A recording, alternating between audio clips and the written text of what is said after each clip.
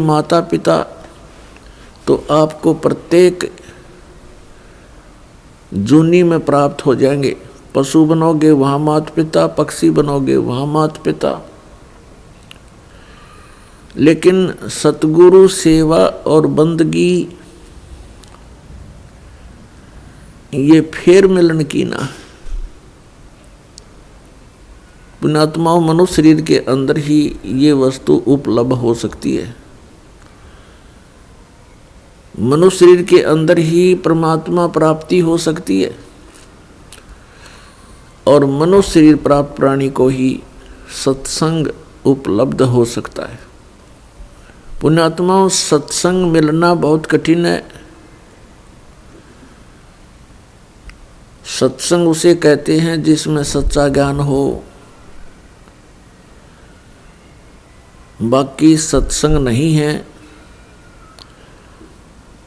जिनके ज्ञान ऐसे बच्चों जैसे हैं तो क्या वो संत सत्संग करते हैं?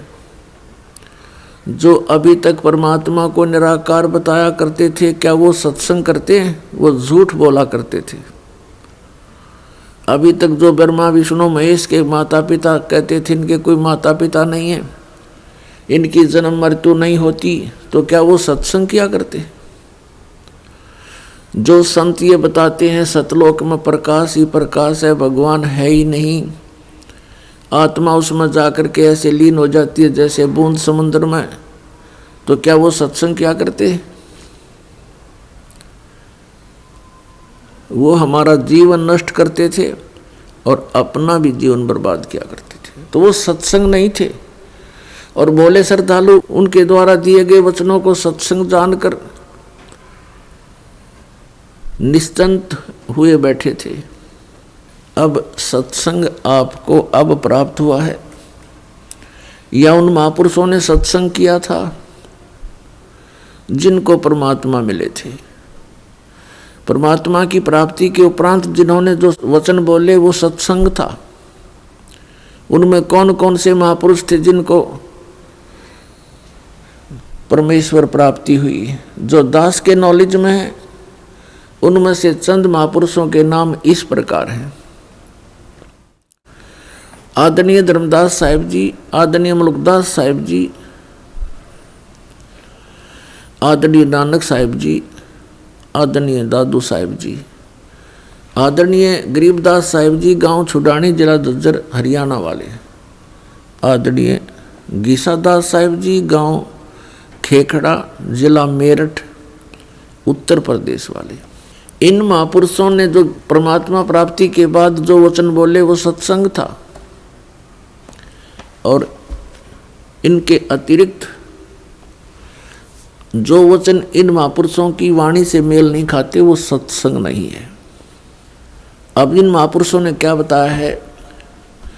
अनंत कोट ब्रह्मांड का एक रति नहीं भारे, सतगुरु पुरुष कबीर हैं ये कुल के सिरजनहारे।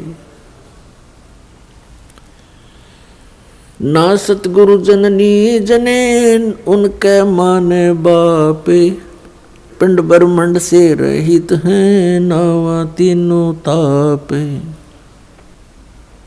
परमात्मा स्वयं भी आकर के क्या बताते हैं कि चारों युग में संत पुकारे, कूक कहा हम हेल रे,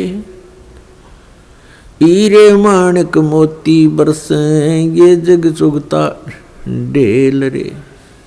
पुण्यात्माओं, परमात्मा के गुणों में, परमात्मा की लीला में जो सदग्रंथों में वर्णित है, स्पष्ट किया हुआ है कि वो परमात्मा ऊपर सतलोक में रहता, सचखंड में। संत भाषा में उसको सचखंड कहते हैं और वेद भाषा में उसको रतधाम बोलते हैं। रतधाम मीन सतधाम, सतलोक कहो, सतधाम कहो। संत भाषा में परमात्मा की उपाधि सतपुरुष, अकाल मूर्त, शब्द स्वरूपी राम, आदि से कहा जाता है। वेदों और गीता में उसको परम अक्षर ब्रह्म कहा है, सच्चिदानंद घन ब्रह्म कहा है, दिव्य परम पुरुष कहा है। वो परमात्मा हम सब के पिता है। हम अपनी गलती से काल के जाल में फंस गए हैं। वो दयालु हमारे लिए फिर भी भटक रहे। पुण्यात्माओं, अब समय आ गया है, बहुत सतर्क होना पड़ेगा आपको। असंख्य जन्म हो गए आपको इस काल के लोक में कष्ट पर कष्ट उठाते हैं। उसके विषय में बताते हैं, कोटि जन्म तो भरमत हो गए, कुछ ना हाथ लगा रे। और कुकर सुकर खरबा बोरे, कौआ हंस बुगारे।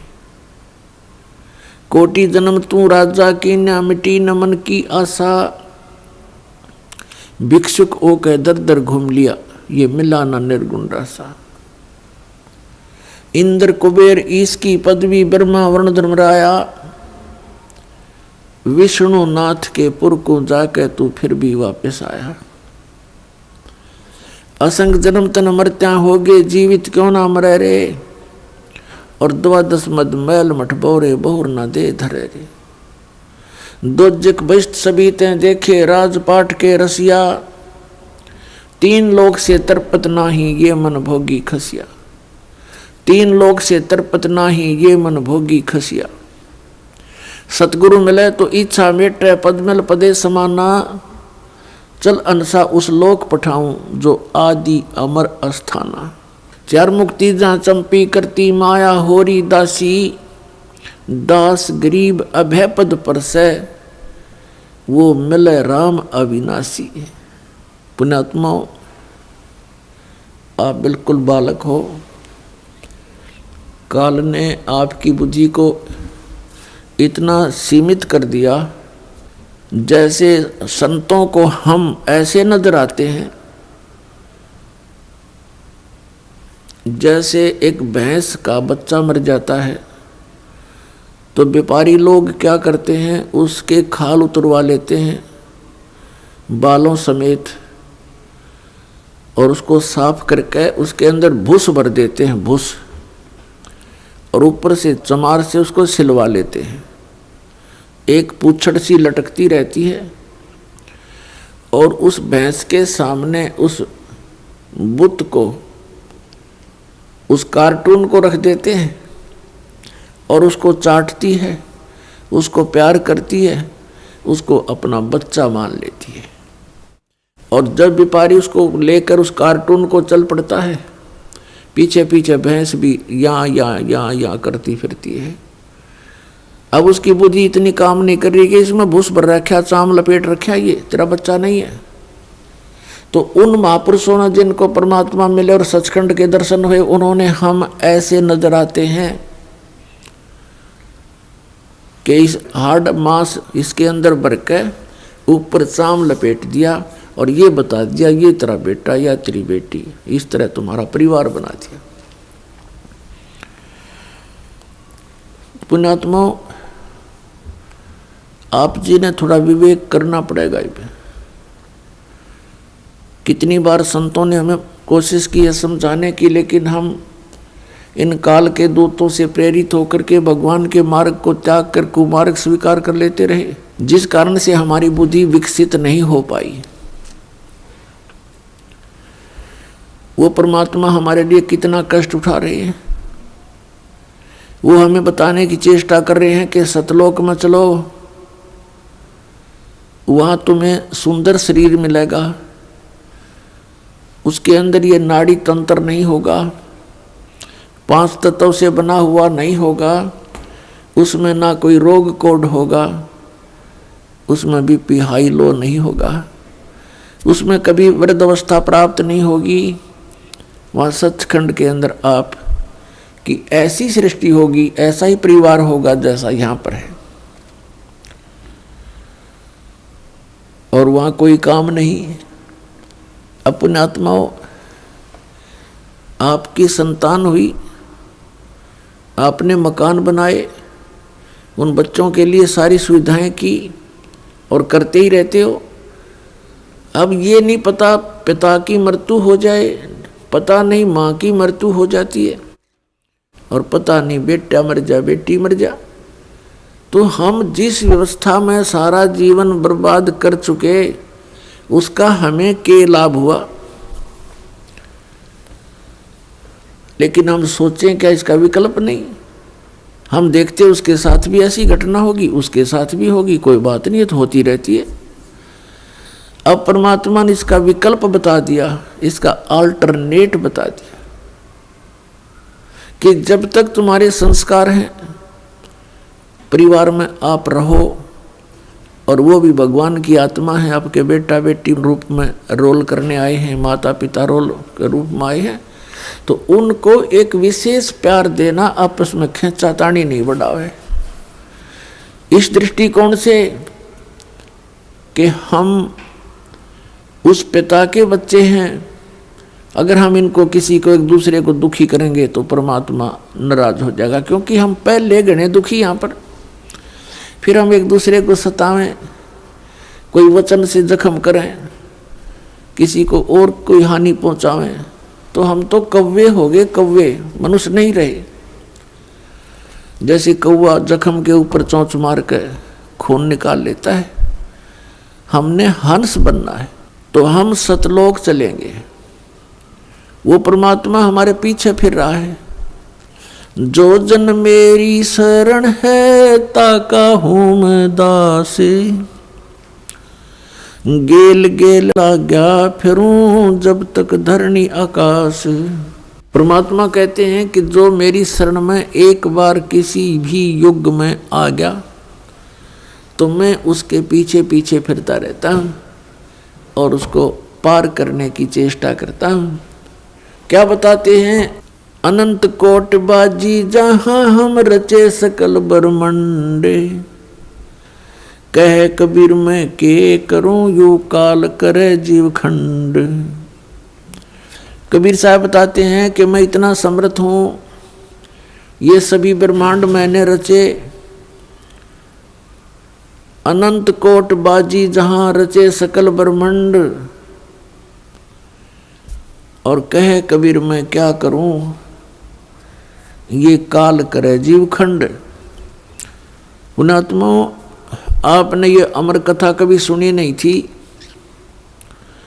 आप जी ने अपने ही धर्म मजहब के अंदर चल रही कथाओं को सुना, उन्हीं के आधार से आपका माइंड सेट हो गया। अब इस अमर कथा को सुनकर बहुत दिनों में जाकर आपका विश्वास होगा, और जब आपको ये कथा समझ में आ जाएगी, उस समय देखना आपके मन की स्थिति क्या होगी। आप ऐसी स्थिति में हो जाओगे जैसे परगर पावना रह उठाए चित, जैसे दूसरे के घर में, दूसरे गांव में, रिश्तेदारी में कोई प्राहुणा चला जाता है, मेहमान रूप में जाता है, वो वहाँ रहता अवश्य है, लेकिन उसको पता है कि मैंने वापस जाना है, और उसको अपने घर की रह रहकर याद भी सताती रहती है। कहते हैं जैसे पर घर पावना रह उठाए चित, तो यहाँ से आपका ऐसे मन हट जाएगा एक दिन, और फिर उस सतलोक में आपका अगला कदम सतलोक में होगा। अब परमात्मा ने हमें आकर बताया कि जब सबसे पहले मैं यहाँ आपके दुखों को देखकर इसमें प्रवेश किया काल के लोक में, तो इस काल ने मेरा रास्ता रोकने की चेष्टा की, क्योंकि परमात्मा बताते मैं जोगजीत के रूप में था। जोगजीत वहाँ एक पुत्र है परमात्मा का, जो सर्वप्रथम 16 उत्पन्न किए थे, उनमें से एक है। जोगजीत जानकर मेरे साथ इसने बहुत अड़ंगा अड़ाने की चेष्टा की, लेकिन मेरी शक्ति के सामने ये हताश हो गया। फिर चरण पकड़ लिए, रोने लगा, हाहाकार मचा दी। जब मैंने इसको कारण बताया कि मैं किस उद्देश्य से आया हूँ। धर्मदास साहिब जी को परमात्मा बता रहे हैं कि धर्मदास, प्रथम सतयुग के अंदर जब मैं यहाँ आया तो इसने मेरे साथ बहुत कलह मचाई। जब मैंने अपनी शक्ति का प्रयोग किया तो इसकी नहीं पार बसाई। चरण पकड़ लिए, पैर पकड़ के कहता, जोगजीत आप किस लिए आए हो। तो मैंने इसको बताया कि मैं नीचे जाऊंगा और सभी प्राणियों को बताऊंगा कि यू परमात्मा नहीं है, यू भगवान नहीं है जिसको तुम भगवान मान रहे हो। और एक ऐसा मंत्र दे के आऊंगा, सतनाम, सच्चा नाम, उसका जाप करने वाले प्राणी को तू रोक नहीं पाएगा। और सभी को बताऊंगा कि तुम यहाँ के रहने वाले नहीं हो। तूने इन सब को नशा करवा दिया, तीनों गुणों से एक एक इंजेक्शन लगवा दिया इनको। तो ये चिंतित हो गया। इसने कहा कि हे भगवान, मुझे श्राप लगा हुआ है 1 लाख जीव आहार करने का। यदि आप इन सब को ले जाओगे तो मेरा क्या होगा। परमात्मा ने कहा कि अब मैं इनको नहीं छोड़ूंगा, तेरा हो या ना हो। फिर इसने प्रार्थना की, प्रभु कोई बात नहीं, मेरी कुछ और समस्याएं हैं, उनका समाधान कर दीजिए और वचनबद्ध होकर के मुझे आशीर्वाद दीजिए। परमात्मा ने कहा, धर्मदास मैंने वचनबद्ध होकर के इससे कहा कि बोल क्या मांगता है। इसने कहा कि परमात्मा 3 युगों में जीव थोड़े ले जाना, चौथा युग जब कलयुग आवे तब तव शरण जीव बहु जावे। ऐसा वचन हर मोय दीजिए, तब तुम गवन संसार ही कीजिए। तो मैंने इसको कह दिया ठीक है, तथास्तु, कि ऐसा ही होगा। फिर इसने एक प्रार्थना और की थी कि परमात्मा जबरदस्ती ना करना हे बड़े भाई, क्योंकि जोगजीत रूप में खड़े थे परमात्मा और ये भी उन्हीं का भाई है। परमात्मा से कबीर से उत्पत्ति हुई इस काल की ज्योति निरंजन की। और इसने कहा कि हे प्रभु, हे बड़े भाई, जबरदस्ती ना करना। जो आपके ज्ञान को स्वीकार करे वो आपका, और हमारे ज्ञान को स्वीकार करे वो हमारा। आप ज्ञान दे करके अपना बनाना, बाई फोर्स ना करना। वो तो मालिक को पता। अब यहाँ प्रश्न उठता है पुण्यात्माओं बहुत सी, क्योंकि हमारे अंदर बहुत युगों से ये अज्ञान ठुका हुआ है, भरा हुआ है खचाखच। ये सच्चे ज्ञान को टिकने नहीं देता। ना जाने कितनी शंकाएं उत्पन्न होती हैं। एक शंका तो ये उत्पन्न होगी कि भाई भगवान ने जानी जान, कहते हैं परमात्मा जानी जान है, अंतर्यामी है, सर्वज्ञ है, फिर क्या उनको पता नहीं था ये ऐसे ऐसे वचन मांगेगा। इसको वचन ना देते सतयुग में ही हमें वापस ले जाते। तो ये तो पुण्यात्मा मन की बकवाद हैं, इस तरह के विचार जो जिसके अंदर आते हैं। हम सतलोक में रहा ही करते। यदि हम ऐसे टिकने वाले होते तो पहले ही ना वहीं रहा करते थे। आवश्यकता ही नहीं थी हमें यहाँ आने की, फिर भगवान को यहाँ दुख उठाने की हमारे लिए। परमात्मा को पता था कि सतयुग त्रेता द्वापर में ये प्राणी दुखी नहीं होता। पुण्यकर्मी प्राणियों को मनुष्य जीवन मिलता है सतयुग त्रेता द्वापर में, जिनके बहुत घने पुण्य होते हैं और वो सभी साधना भी करते हैं, मनमुखी साधना करते हैं, शास्त्र विधि त्याग कर भी साधना करते हैं। उनसे सिद्धियां प्राप्त अवश्य हो जाती हैं और उनके पूर्व प्रारब्ध कर्मों के आधार से, किस्मत में लिखे हुए पनों के आधार से उनको सुख होता है, शरीर स्वस्थ होता है। सतयुग में पिता से पहले पुत्र की मृत्यु नहीं होती, जो सबसे बड़ा जख्म होता है पिता के लिए। और पत्नी से पहले पति की मृत्यु नहीं होती, जो पत्नी के लिए बहुत बड़ा दुखदाई होता है। और बहुत लंबी आयु होती है, शरीर स्वस्थ रहता है, आहार बहुत ही अच्छा होता है। तो इस प्रकार जब पिछले पुण्यों से उसको लाभ होता रहता है, साधना गलत करता रहता है, पाप इकट्ठे होते जाते हैं, पुण्य अक्षीण होते रहते हैं, फिर उसका जन्म त्रेता में होता है। त्रेता में भी ऐसी सती थी लगभग रहती है। फिर द्वापर में होता है, हरे भरे वृक्ष होते हैं, सब जगह जंगल होते हैं, फलदार वृक्ष होते हैं, समय पर वर्षा होती है। तो इस प्रकार ये सोचता रहता है कि जो साधना पूजाएं मैं कर रहा हूँ इनसे मुझे लाभ हो रहा है, अज्ञानता के कारण। तो परमात्मा के ज्ञान को जो पहले वाले साधना से बिल्कुल हटकर होता है उसको ये प्राणी बिल्कुल स्वीकार नहीं करता। अब कलयुग के अंदर ये प्राणी बिल्कुल कर्महीन हो जाता है, पापों की गठड़ी बांध लेता है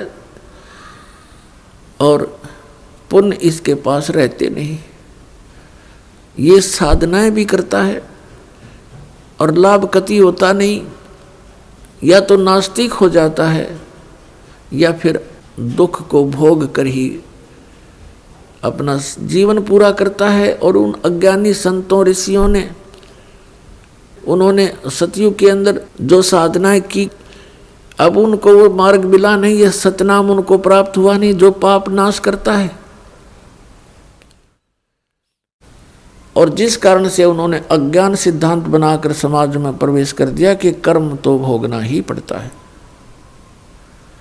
प्रारब्ध में लिखा हुआ तो भोगना ही पड़ता है, इसको कोई चेंज नहीं कर सकता, इसमें कोई परिवर्तन नहीं हो सकता।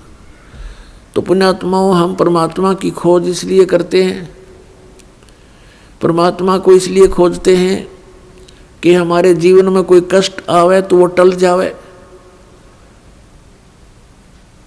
और हमारा कल्याण। कल्याण की तो बहुत बाद में समझ में आती है, पहले तो यही रहता है कि मेरे बच्चे सुखी रहें, मैं स्वस्थ रहूं, कोई ऐसी दुर्घटना मेरे जीवन में ना घटे जो मुझे पीड़ादायक हो। इसलिए हम परमात्मा की खोज में संतों के पास जाते हैं। और ये भी हमें मालूम है कि संतों के पास ही उसका समाधान होता है।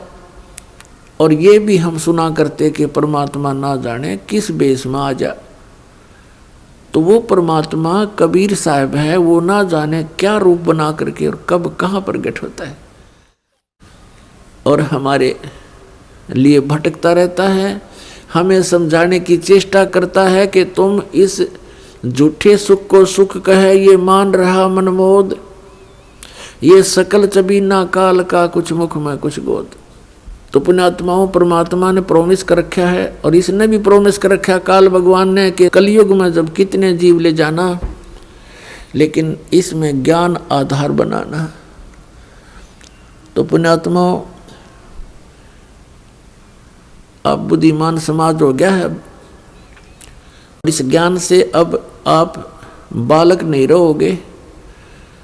परमात्मा के प्रयत्न को गहराई से सोचना, वो क्यों भटक रहे हमारे लिए सतलोक न छोड़ के, क्योंकि हम उनके बालक हैं, हम उसकी आत्मा हैं। और इनको काल इसलिए परेशान कर रहा आप जी को कि जितना मैं इनको सताऊंगा उतना ही वो दुख पावेगा। अपने आत्माओं, आप बालक हो, ये हमारे साथ क्यों प्रतिशोध ले रहा कि इसने वहाँ पहले तो तप करा, फिर तप करा, फिर तप करा, 3 बार, उससे इसने 21 ब्रह्मांड प्राप्त किए, फिर 5 तत्व 3 गुण परमात्मा ने इसको दे दिए कि ले जाओ खेल खिलौनों से। फिर हम इस पर आसक्त हो गए, हम परमात्मा को भूल गए, अपने भगवान से मन हटा लिया। जो हमें सब सुविधा सब सुख देवा था उससे मन हटा करके एक हीरो की तरह हम इसको चाहने लग गए, जिस कारण से हम भगवान के दिल से उतर गए।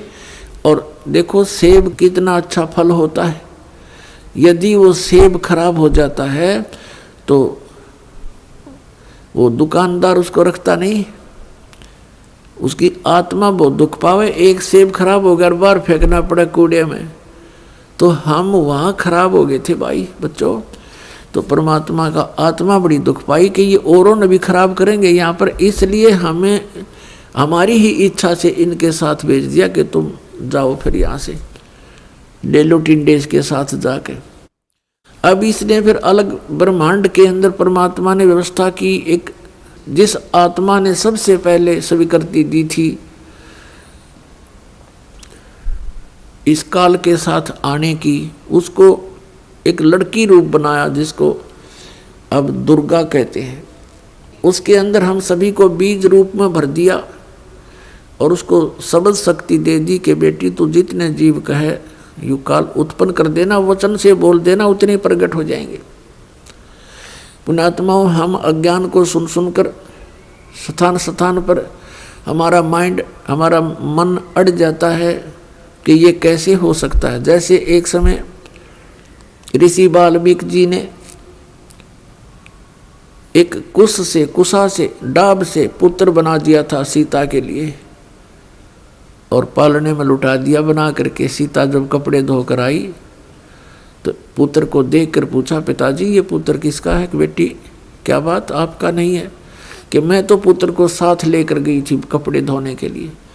ऋषि जी ने सोचा था कि लड़की के बच्चे को कोई उठा ले गया है, जंगली जानवर रो मर जाएगी, इसलिए उसने एक लड़का उत्पन्न कर दिया है जिसका नाम कुश रखा और लव सीता से उत्पन्न हुआ था श्री राम के सहयोग से। तो कहने का भाव ये है कि उस ईश्वरीय शक्ति को थोड़ी बहुत संग्रह करके ये ऋषि लोग भी चमत्कार दिखा देते हैं, और वो तो परमात्मा के पास तो ये चमत्कार थोक के भाव के हैं।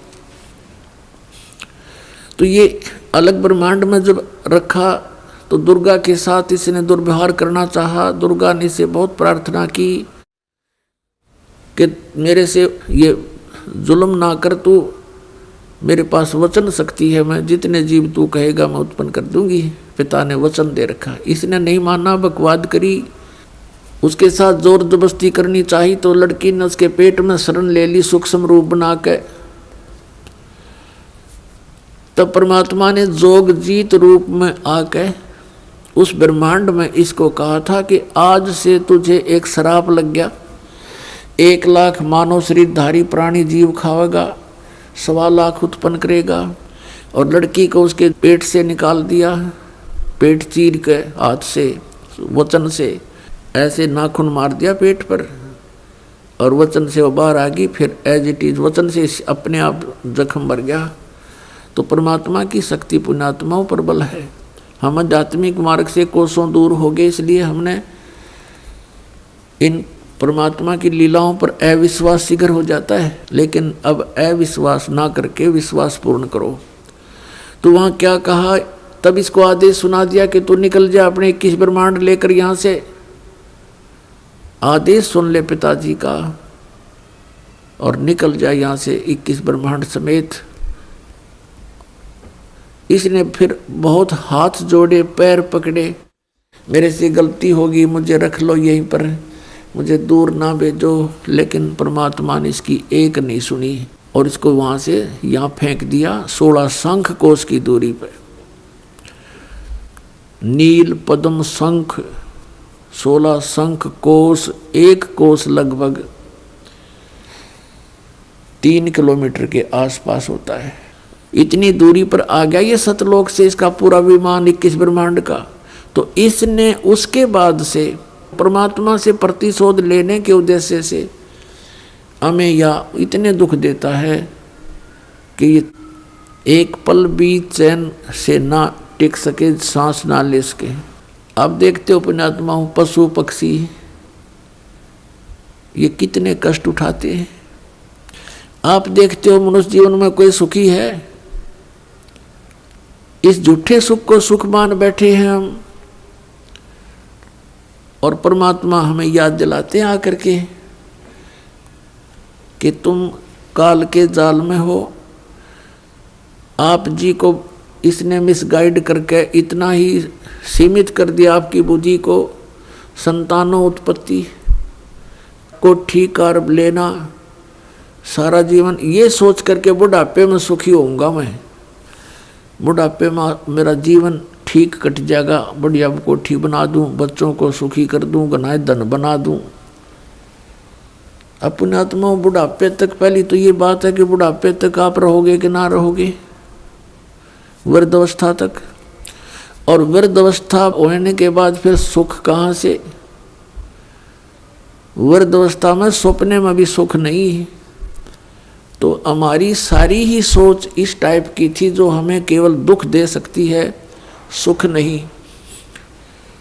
बुढ़ापे में कभी तो जाड़ पड़वानी, कभी आंख बनवानी, और कभी कोई बच्चा कुछ बोल रहा है, कोई पुत्र वधू कुछ कह रही है,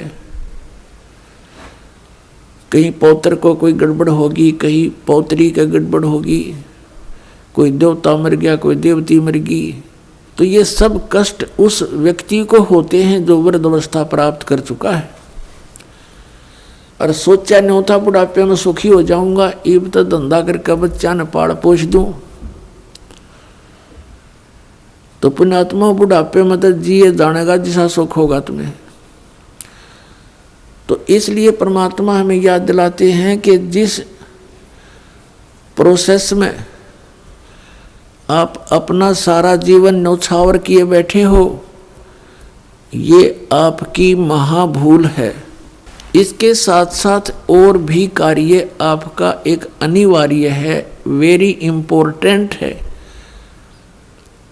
उसको तो आपने शुरू ही नहीं किया।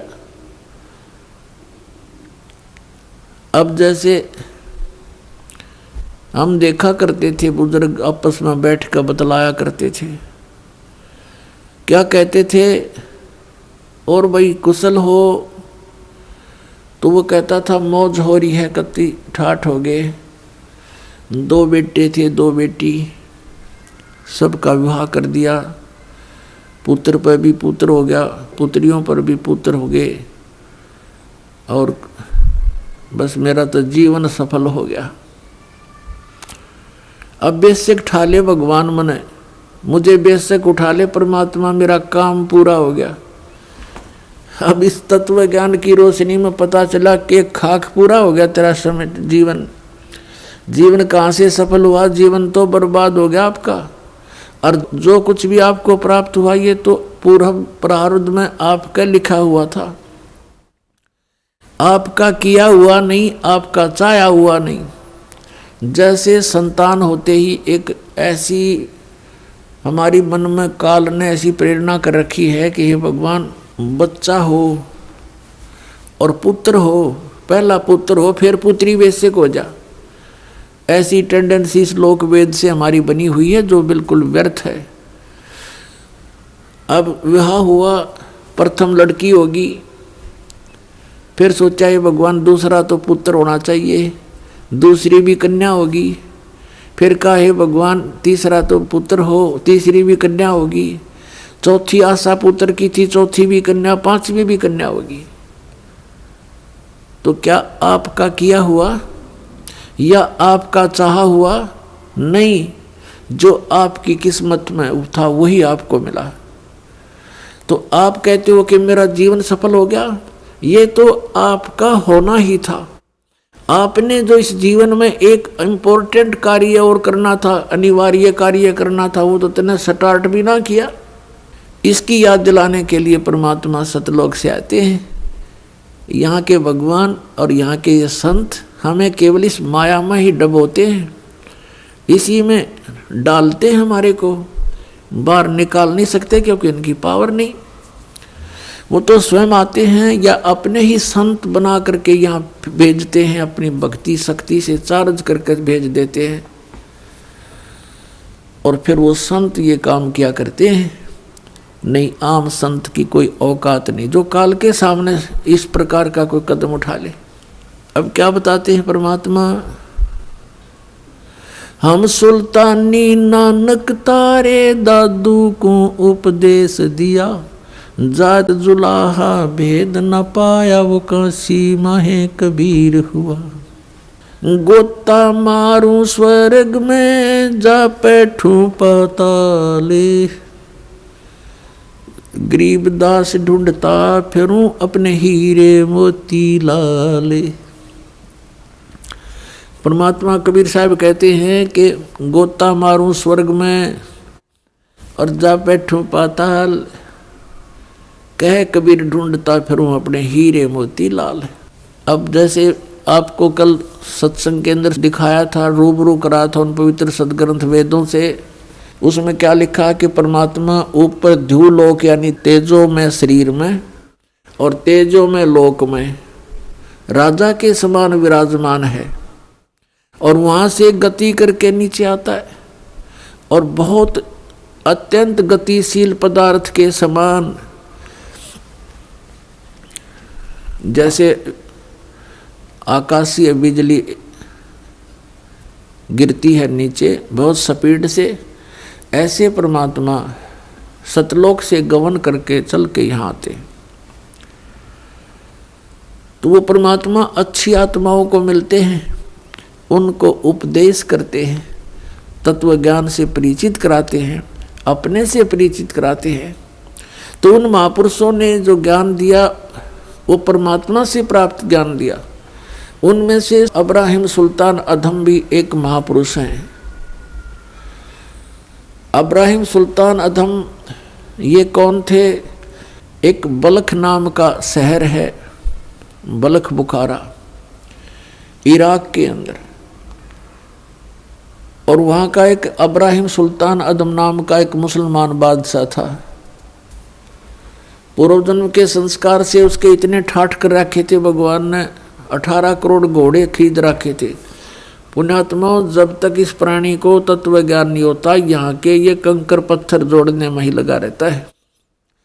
उसने कहते हैं 16,000 औरतें से विलास करता था, 18 करोड़ घोड़े। गांव में पहले यदि एक घोड़ा किसी के पास होता तो बहुत बड़ा वो वहाँ का ठाकुर माना जाता था, बड़ा रईस व्यक्ति माना जाता था जो घोड़े पर चलता था, एक घोड़े पे। जैसे आजकल तो जिसके पास कार है उसको बहुत अच्छा धनी मानते हैं, तो उस समय घोड़े से ही उसके धन को आज्ञा करते थे, काउंटिंग करते थे। तो इस प्रकार 18 करोड़ घोड़े उसके पास, और ऊंट 8 तक गिनती नहीं, बहुत गिने थे। कहने का भाव यह है कि सर्वसंपन्न राजा था, लेकिन पिछले संस्कार भी साथ होते हैं।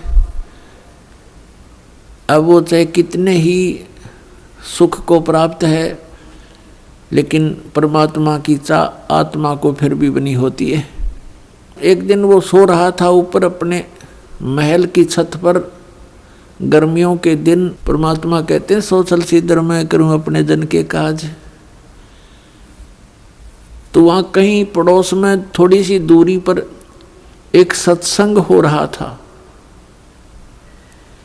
आप आरती, आप साजे, आप किंगर, आप बाजे, आप ताल झां जनकारा, आप नचाप देखण आ रहा। आप साधु संत बनकर उस राजा के महल से थोड़ी सी दूरी पर किसी गरीब के घर पर सत्संग कर रहे थे, ऊंची ऊंची आवाज में सुना सुना कर। और बात तेरे काम न आवे, संतों शरण लाग रे, के सोवे गफलत में बंदे, जाग जाग नर जाग रे, जाग जाग नर जाग रे। और बात तेरे काम न आवे, संतों शरण लाग रे, के सोवे गफलत में बंदे, जाग जाग नर जाग रे, जाग जाग नर जाग रे। तन सरायम जीव मुसाफिर, करता रहे दिमाग रे, तन सरायम जीव मुसाफिर, करता रहे दिमाग रे। रात बसेरा कर ले डेरा, चले सवेरा त्याग रे, चले सवेरा त्याग रे। और बात तेरे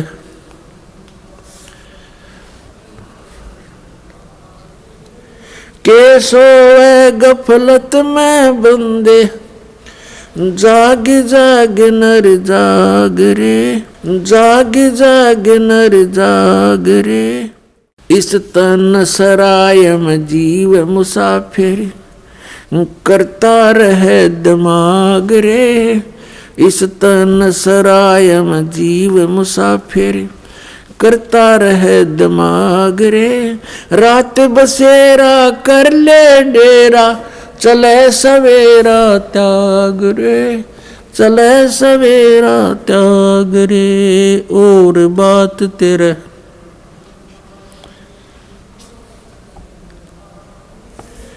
के सोए गफलत में बंदे जाग जाग नर जाग रे। उमदा चोला बण्या अमोला लगे दाग पे दाग रे। उमदा चोला बण्या अमोला लगे दाग पे दाग रे। 2 दिन की गुजरान जगत में क्यों जले बिरानी आग रे, जले बिरानी आग रे। अर सुमर सो हंस कवावे ये कामी क्रोधी काग रे। अर सुमर सो हंस कवावे कामी क्रोधी काग रे। बोरा न भर में विष के बन में चल बेगमपुर बाग रे, चल बेगमपुर बाग रे। और बात तेरे काम न आवे संतों शरण लाग रे। के सोवे गफलत में बंदे भाई शब्द सैन सतगुरु की पिछाणी पाया अटल सुहाग रे। शब्द सैन सतगुरु की पिछाणी पाया अटल सुहाग रे। नितानंद महबूब गुमानी परगटे पूर्ण बाग रे, परगटे पूर्ण बाग रे। और बात तेरे काम न आवे संतों शरण लाग रे। के सोवे गफलत में बंदे जाग जाग नर जाग रे, जाग जाग नर जाग रे। पुण्यात्माओं, कबीर परमेश्वर जी अपनी प्यारी आत्मा को काल के जाल से निकालने के लिए कितना संघर्ष करते हैं। उसके लिए परमात्मा ने ज्ञान को ही आधार बनाया है। इब्राहिम सुल्तान अधम बहुत ही अच्छी आत्मा का व्यक्ति था। परमात्मा की खोज में, अल्लाह की चाह में साधु संतों से बहुत प्यार करता था। उसको जहाँ भी कोई संत मिल जाता या किसी संत की, महात्मा की वो चर्चा सुनता, या तो उसको अपने पास बुला लेता था या स्वयं दर्शनार्थ चला जाता था। अपने आत्माओं, काल ने तो ऐसा कर रखा हमारे साथ, ये नकली संत, नकली पंथ और डुप्लीकेट ज्ञान सुना के कि इनको नास्तिक बना दूं। एक संत के ऊपर वो बहुत विश्वास किया करता था और वो इब्राहिम सुल्तान उस फकीर के पास बहुत ज़्यादा उसके पास जाता था या उसको अपने पास बुलाता था, खूब दक्षिणा दिया करता था और वो 1 नंबर का पाखंडी था। एक बार राजा ने, क्योंकि वो बहुत धनी व्यक्ति था, बहुत धनी राजा था, वो जूते जो होते हैं, जूती पहना करते, पहले आप जूते कहने लग गए उन्हें। उन जूते होते थे, जो जूती थी,